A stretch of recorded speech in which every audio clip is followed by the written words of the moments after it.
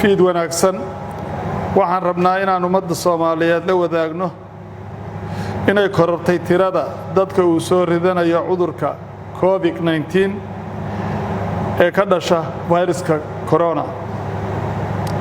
ilaa hadda waxaa gudaha dalkeena ku geeriyooday 2 muwaadin oo Soomaali ah waxaana u jiifay in ka badan 20 qofood.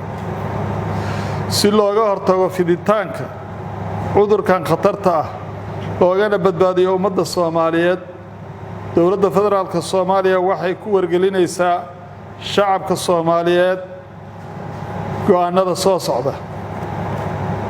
1.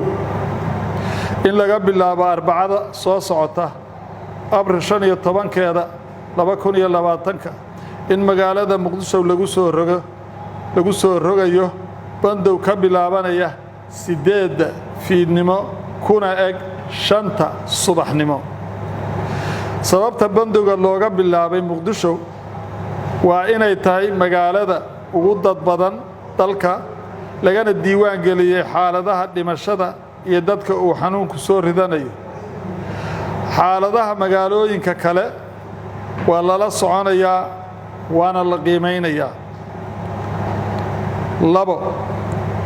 bandowgu wuxuu saameynayaa dhammaan ganacsiga, isu socodka gaadiidka iyo dadka, marka laga reebo dukaanada cunada qalalan laga iibsado iyo xarumaha caafimaadka sida farmashiyeyaasha iyo isbitaalada.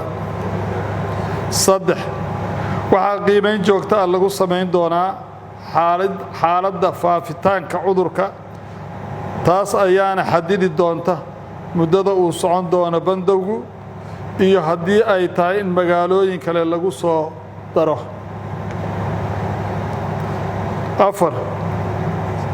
si aan dadkeena uga badbaadino cudurkan khatarta ah waxaa laga codsanayaa ummadda Soomaaliyeed oo dhan inay bandowga u hoggaansamaan. 5.